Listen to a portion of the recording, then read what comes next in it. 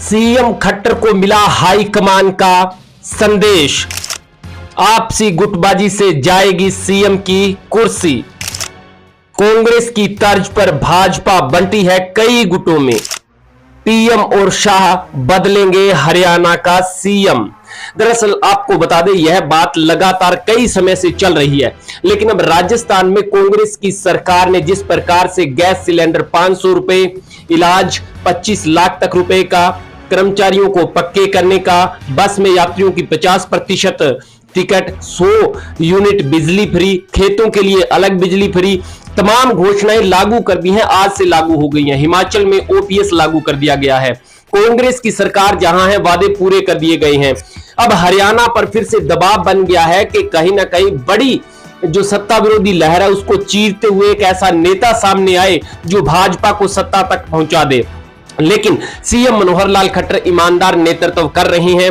2 बार सत्ता में रहे हैं, सीएम है फिलहाल, लेकिन गठबंधन में ना तो उनकी पकड़ मजबूत है, ना अफसरों में इतनी पकड़ मजबूत है, इसके अलावा जनता में भी लोकप्रिय नहीं है। यानी कि कुल मिलाकर के भाजपा की जो हमेशा की रणनीति रही है कि जहां चुनाव है वहां बड़े बदलाव किए जाए, तो अब सीएम मनोहर लाल खट्टर की कुर्सी दांव पर लग सकती है, लेकिन इसकी संभावनाएं बेहद कम नजर आ रही है। तो क्या फिर भाजपा हाईकमान सीएम मनोहर लाल खट्टर के कमजोर नेतृत्व को भी सामने रख करके चुनाव लड़ेगा? क्योंकि सीएम मनोहर लाल खट्टर और प्रधानमंत्री नरेंद्र मोदी की जो दोस्ती है बहुत पुरानी है, और इसको लेकर के क्या भाजपा इसका खामियाजा भुगत पाएगी, या फिर सीएम मनोहर लाल खट्टर को 2024 नेतृत्व से पहले हटा दिया जाएगा? दरअसल भाजपा जिस नेता की तलाश कर रही है वो भाजपा में ही मौजूद है। जनता दरबार लगाते हैं अनिल विज, लेकिन उनके स्वास्थ्य के हिसाब से देखा जाए तो शायद भाजपा हाईकमान को फिट ना बैठे। लेकिन जनता के बीच अफसरों पर उनकी जो पकड़ है, जनता में जितने लोकप्रिय हैं, भाजपा को सत्ता की चाबी तक पहुंचा सकते हैं, और चाहे तो भाजपा 2024 के बाद नेतृत्व परिवर्तन कर सकती है। फिलहाल के हिसाब से देखो तो भाजपा इस वक्त सत्ता विरोधी लहर का भी सामना कर रही है, और किसान, मजदूर, व्यापारी, कर्मचारी जो वर्ग नाराज भाजपा सरकार से चल रहा है, कहीं वहीं भाजपा अपनी अंदरूनी गुटबाजी की भी मार झेल रही है, गठबंधन के सहयोगी की भी मार झेल रही है।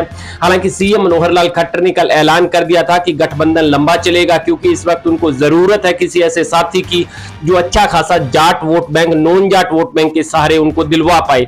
लेकिन एक बात तो तय है कि सत्ता विरोधी लहर और कांग्रेस पार्टी की दूसरे राज्यों में घोषणा पत्र की घोषणाओं का लागू होना इस बात का संकेत है कि कांग्रेस हरियाणा में मजबूती के साथ उन बातों की पैरवी करेगी। सत्ता विरोधी लहर चल रही है भाजपा के खिलाफ, और ऐसा मजबूत नेतृत्व नहीं है, गुटबाजी है। तो क्या इन तमाम चीजों को निपटने के लिए हाईकमान किसी ऐसे नेता को सीएम की कुर्सी सौंप देगा जो इन तमाम बातों को चीरते हुए उनको फिर से बहुमत दिला पाए, या फिर सीएम मनोहर लाल खट्टर पर फिर से दांव खेला जाएगा? यह तो वक्त बताएगा। लेकिन एक बात तो तय है कि हरियाणा में सत्ता परिवर्तन की लहर जो अभय सिंह चौटाला परिवर्तन पदयात्रा से जनता को जोड़ रही है, तो भूपेंद्र सिंह हुड्डा लगातार कांग्रेस पार्टी की नीतियों को हरियाणा में लागू करने की बात कह रहे हैं।